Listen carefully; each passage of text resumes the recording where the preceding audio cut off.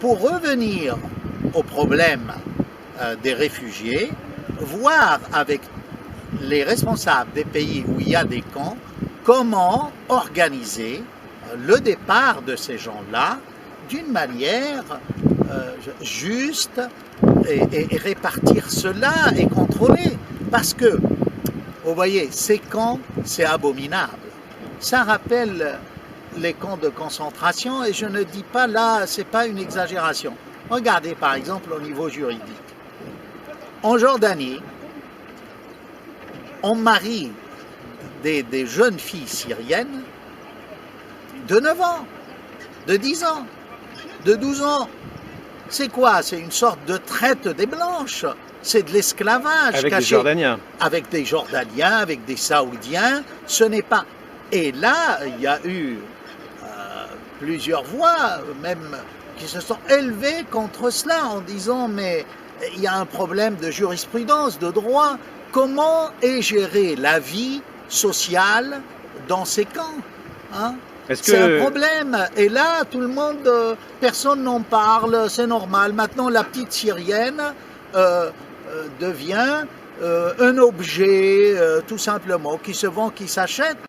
Comment tu prends le fait que le trafic de drogue ait augmenté en Afghanistan après que les Occidentaux soient allés en Afghanistan, justement? Je pose la question, C'est hallucinant. à mes chefs. Moi, tu sais, je suis un soldat du rang. Hein. Je suis un soldat du rang. Par contre, je suis pas con. Hein. Par contre, je suis loin d'être bête. Et effectivement, ouais, voilà, les chiffres, ils parlent d'eux-mêmes. Donc voilà, c'est pareil. Mais ça, faut demander des explications. Qu'est-ce que ça veut dire? On sait très bien que le Au-delà de ça, trafic va profiter pour faire des opérations spéciales, que ce soit de la CIA ou je ne sais qui là-bas. voilà, voilà, c'est ce que je comprends. C'est ce que je comprends.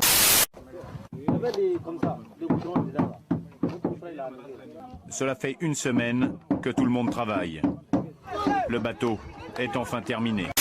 En 2011, en Libye, pendant les bombardements de l'OTAN, je m'étais rendu compte que Kadhafi avait ses adversaires, ce n'était pas un modèle de démocratie, mais qu'il avait aussi un très fort soutien dans la population parce qu'il avait apporté aux Libyens un bien-être social exceptionnel.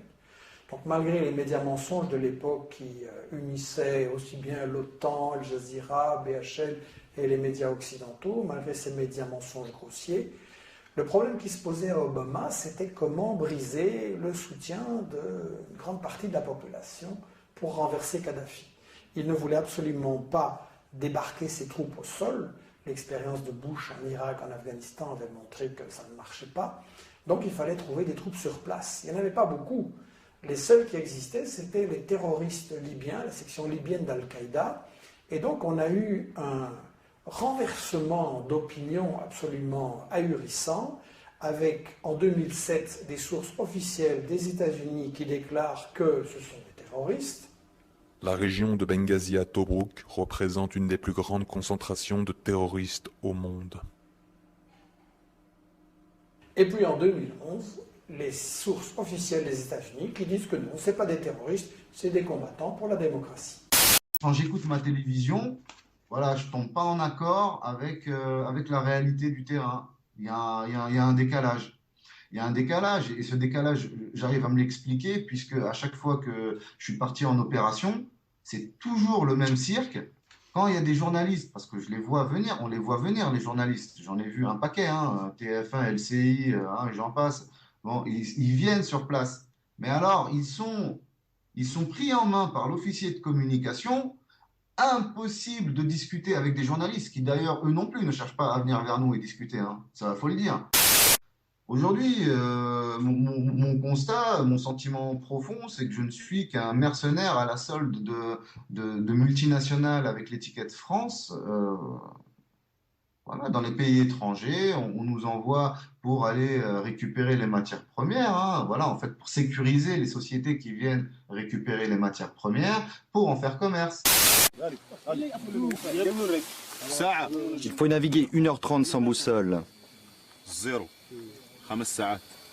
Puis après, pendant 6 heures, tu vas plein nord.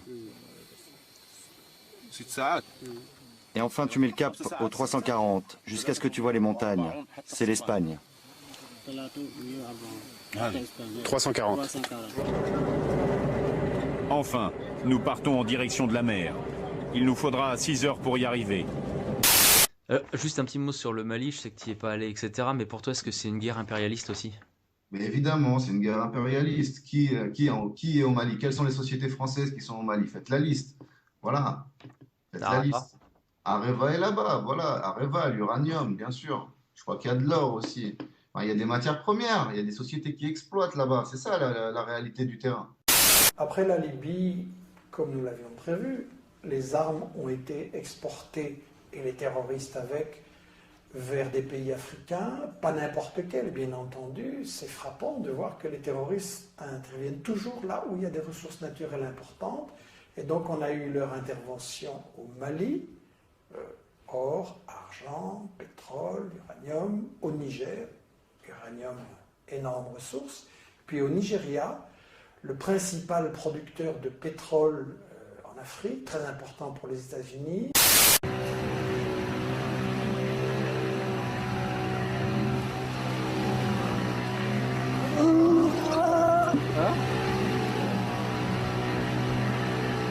Moi, ce que je veux, c'est que les gens ils regardent plutôt ce qui est dans leur intérêt plutôt que ce qui les divise. Chose que nos gouvernants savent très bien faire et tous les partis politiques, hein, ils maîtrisent ça à merveille. Hein.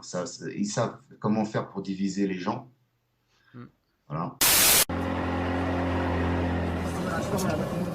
La panne a été trop longue. La garde civile espagnole nous a localisés à moins de 10 km des côtes.